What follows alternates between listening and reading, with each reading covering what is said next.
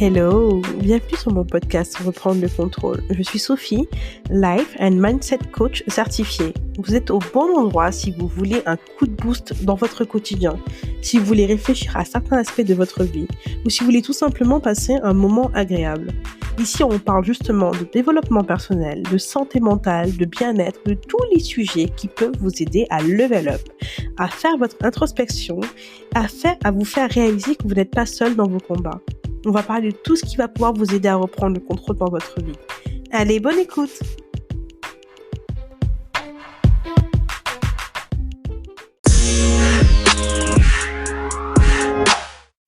Hello, bonjour à tous. Vous écoutez un nouvel épisode de Reprendre le contrôle.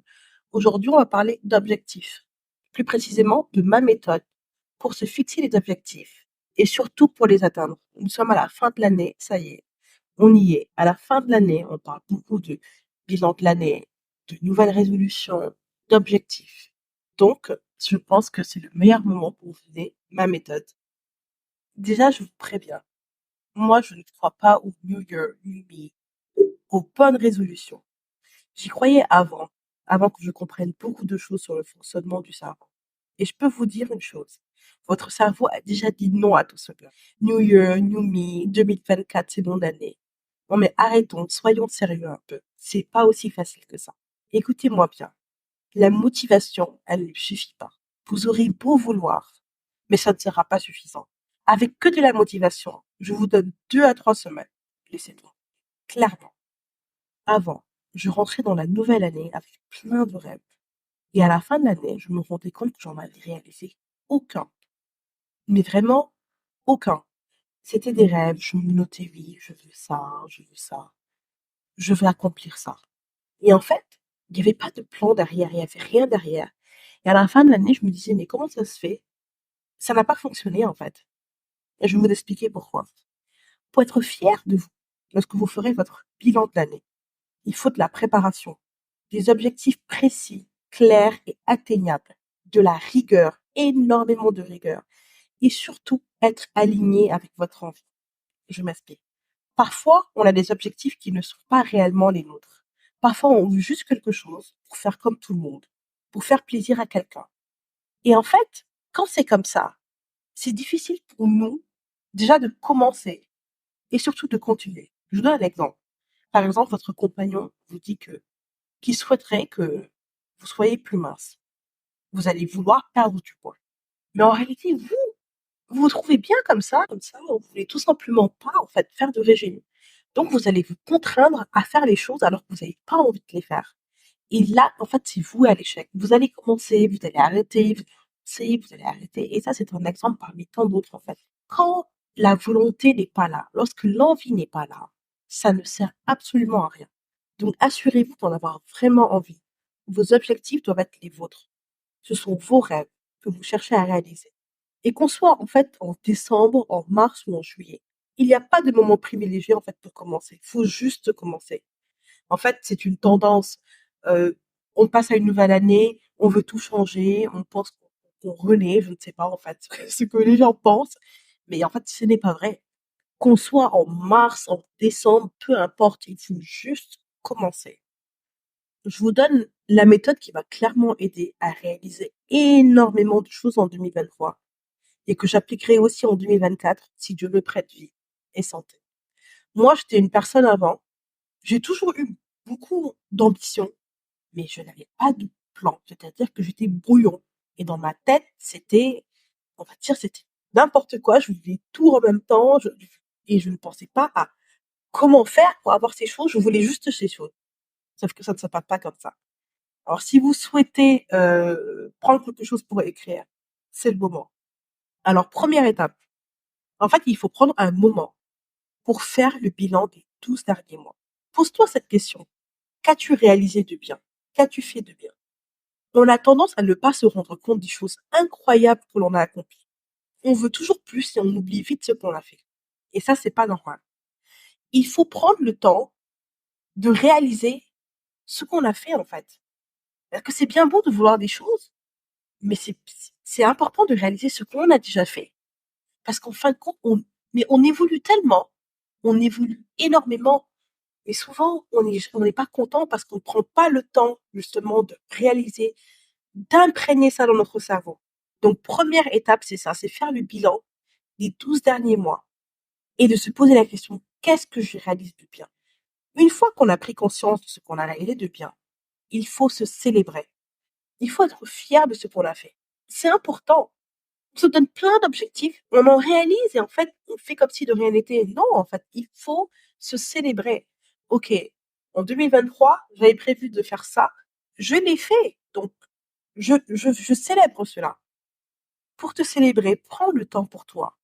Fais ce que tu aimes faire. Mais il faut se célébrer. Passons maintenant aux choses sérieuses. Maintenant que tu as pris conscience de ce que tu as fait et que tu t'es célébré, prends conscience des choses que tu avais prévu de réaliser, que tu n'as pas réalisées. Est-ce que ça dépendait que de toi? Si c'est un non, relativise. Si ça ne dépend pas de toi, ce n'est pas ta faute. Mais si oui, si tu réponds oui, si ça dépendait que de toi, il faut que tu comprennes pourquoi tu ne l'as pas fait. Sache que derrière la procrastination, il y a des peurs conscientes ou pas. Les peurs, faut les combattre. Elles ne disparaîtront pas. Donc, si tu ne l'as pas fait en 2023 et que tu espères le faire en 2024 sans travailler sur tes peurs, ça ne fonctionnera pas. Il faut vraiment que tu prennes le temps de te demander pourquoi tu as eu la possibilité de le faire et que tu ne l'as pas fait. Souvent, c'est la procrastination et c'est parce qu'on a peur. Donc, en fait, il faut régler le problème de peur. Note tout ce que tu as voulu faire que tu n'as pas fait. Noter tout ce que tu as voulu faire et que tu n'as pas fait. Dans un second temps, note tout ce que tu veux faire. Même si ça te paraît impossible à réaliser, note-le. Tu vas te retrouver avec une liste de choses que tu avais prévu de faire ou d'avoir, que tu n'as pas fait, que tu n'as pas eu. Et une chose, et une liste, pardon, excusez-moi, et une liste de choses nouvelles que tu veux. Dans tout ce que tu as noté, il y a des priorités. Dans un délai de 1 à 5 ans, qu'est-ce que tu dois faire en premier? Qu'est-ce que tu dois faire en 6 mois? Qu'est-ce que tu dois faire en 1 an? Qu'est-ce qui peut attendre? Organise-toi, en fait. C'est pas tout de suite. Pour t'aider, pose une intention. Pose une intention pour les 6 mois à venir, puis pour l'année à venir. En fonction de ta réponse, choisis l'objectif principal de ton année, ta priorité. 3 objectifs, mais attention en fait, chaque objectif choisi donnera des sous-objectifs à respecter. Donc 3, ça peut faire beaucoup. Je m'explique. Tu vas te demander de quoi j'ai besoin pour réaliser cet objectif. Pour un objectif d'1 an, tu vas te donner 12 sous-objectifs. 12 sous-objectifs à atteindre pour pouvoir atteindre l'objectif principal. Il faut que chaque mois, tu franchisses une étape. Par exemple, si ton objectif, c'est de te refaire une santé financière, tu vas tous les mois te donner un objectif pour que le 12e mois, les finances ne soient plus un problème pour toi. Si tu veux créer une entreprise, pareil, et que tu prévois faire ça en 12 mois, il faut que chaque mois, tu fasses un petit objectif pour qu'au bout du 12e mois, ton entreprise soit créée et que ton activité puisse commencer. Ça te permettra en fait de créer de nouvelles habitudes. Et c'est que comme ça que tu pourras réaliser tes objectifs. Bon, en fait, le cerveau, il est paresseux. Si tu veux tout faire tout de suite, c'est-à-dire en 1 mois, 2 mois, tu veux réaliser plein de choses, c'est à un moment, tu laisseras tomber parce que ce sera trop pour toi. Et c'est comme ça, en fait, qu'on laisse tomber plein de choses dans la vie. Qu'on a des objectifs qu'on ne réalise pas parce qu'on se dit c'est trop dur, alors que non, tout simplement, étaler ça en plusieurs mois, en plusieurs étapes. Tout est possible. Vraiment, tout est possible. Si tu as un objectif et pas de plan d'arrière, ton objectif, en fin de compte, c'est juste un rêve. Et les rêves ne se réalisent pas. Donc, en fait, c'est une perte de temps. On perd énormément de temps comme ça. Par contre, attention, il faut que ton objectif, il soit réalisable. Et en fait, comment savoir si ton objectif, il est réalisable? Ton objectif, en fait, il doit être spécifique. Il doit être précis et concret. Il doit être mesurable. C'est-à-dire, en fait, qu'il soit quantifiable. Il doit être atteignable. Ton objectif, il doit être atteignable. Ton objectif doit être à portée des moyens à disposition au moment où tu poses l'objectif. Tu dois te demander, est-ce que tu as des contraintes pour réaliser cet objectif? Parfois, on a des contraintes et en fait, on ne les prend pas en compte. Et justement, on est voué à l'échec comme ça, parce que c'est pas possible. Il faut se demander, OK, pour faire ça, est-ce qu'aujourd'hui j'ai les moyens financiers? Est-ce que j'ai le temps pour? Faut vraiment, en fait, que l'objectif soit vraiment atteignable. Parce qu'aujourd'hui, il y a des gens, mais c'est pas des objectifs qu'ils ont, c'est des rêves. C'est des rêves, en fait, il faut qu'il y ait de la chance derrière, il faut qu'il y ait des miracles. Et non, en fait, ça se passe pas comme ça, en fait. C'est pas comme ça qu'on se fixe des objectifs. Il faut que ce soit quelque chose de possible. Il faut que ce soit réaliste. On n'a pas dit rêve, on a dit objectif. Il faut que ce soit temporellement défini. Il faut absolument que tu te donnes une deadline pour réaliser ton objectif. Donc, il faut que tu puisses mettre une date de fin. Que tu te dises, OK, on est aujourd'hui le 22 décembre 2023. Il faut que tu te dises le 22 décembre 2024, j'aurai terminé ce projet. C'est comme ça. Cette méthode, elle s'appelle la méthode SMART. Je n'invente rien. C'est une méthode pour pouvoir se fixer des réels objectifs. Pour savoir si ton objectif est atteignable, s'il est réalisable, en fait, il faut utiliser cette méthode SMART. Cocher toutes ces cases pour savoir que ton objectif, c'est quelque chose qui est réalisable et enfin te lancer, en fait. Vous voyez, en fait, en réalité, ça demande beaucoup de travail de réaliser ça. Dans les résolutions miracles, on oublie et on se met au travail. Baser sa réussite sur la motivation est une erreur car le cerveau n'aime pas le changement et vous fera revenir à votre état initial très rapidement. La motivation, en fait, elle est fluctuante. On finit toujours par se lasser et être moins régulier.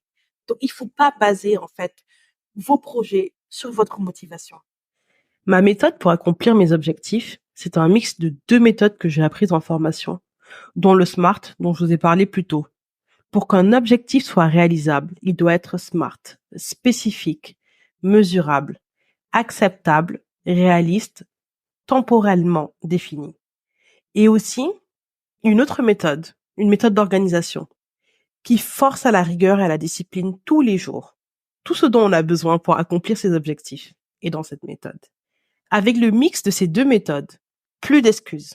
Mais n'oubliez pas que les premières étapes sont le bilan et la décision d'objectif en fonction de ce qu'on veut vraiment.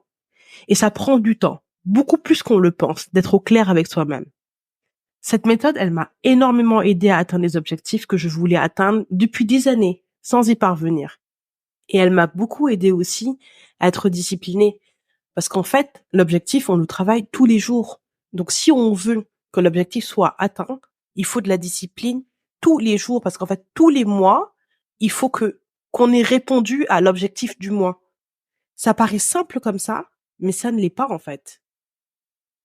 Ça paraît simple parce qu'on passe d'une année à un mois. Donc, on se dit oui, c'est facile. Mais non. Mais si vous y arrivez, vous allez mettre en place de nouvelles habitudes, les bonnes habitudes. Et c'est ça qui va faire que ça va devenir facile pour vous, en fin de compte, de mettre en place de nouveaux objectifs. Ce sera grâce à ces nouvelles habitudes que vous aurez pu acquérir.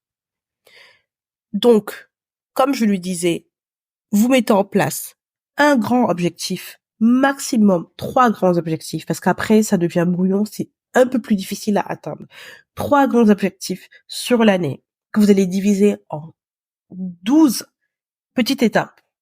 Et croyez-moi, comme ça, ce sera beaucoup plus facile pour vous d'atteindre vos objectifs. Cette méthode, elle m'a énormément aidé et j'espère qu'elle vous aidera aussi. C'est tout pour moi. Je laisse le mot de la fin à un grand fan qui a voulu absolument participer à ce podcast et je vous dis à bientôt pour un nouvel épisode. Je vous souhaite une bonne année 2024 de réaliser vos objectifs.